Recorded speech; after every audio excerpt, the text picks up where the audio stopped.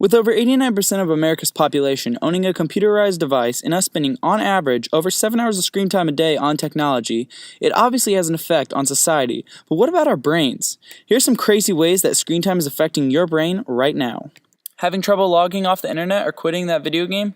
Research has shown dopamine, which is a hormone released in the brain for reward and addiction, is released during gaming and internet use. This creates urges and cravings for gaming and internet use that are similar to the urges and cravings of drug addicts' brains. In recent brain scans, it is shown that gaming and internet use are seen just as or more rewarding as the feeling of cocaine. Although it is a psychological addiction instead of a substance addiction, internet and gaming both rewire the brain because they provide immediate rewards with very little effort. This causes your brain to say, "I want more," after every single use.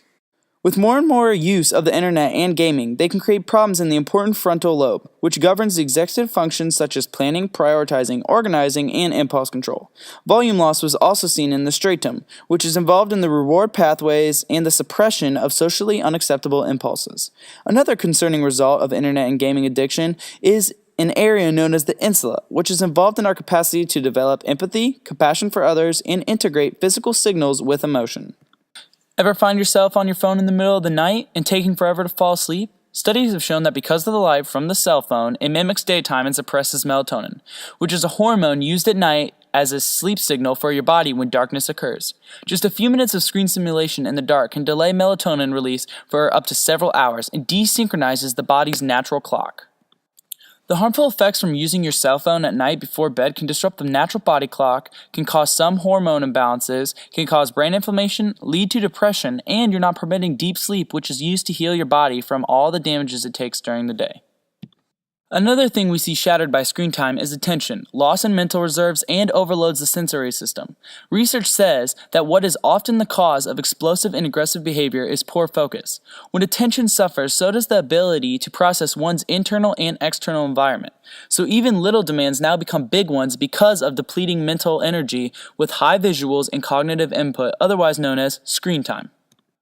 A temporary way that brain deals with the effects of too much screen time is to get angry, which boosts the brain's depleted reserves. So as an effect, a meltdown becomes a coping mechanism for the brain when too many senses are flooding in from the environment as a result of damage of too much screen time.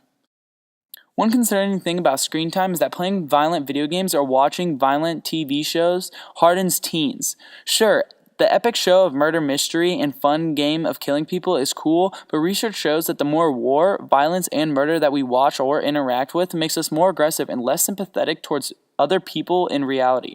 One other effect is that when you are watching these shows and or playing these games, you are more likely to hurt yourself in the real world during stressful situations. Something else that scientists see as an effect of screen time is the reduction of physical activity, which can lead to weight gain, and the less exposure of green time. Research also shows that time in the outdoors, especially interacting with nature, can restore attention, lower stress, reduce aggression. So put your technology down and go outside.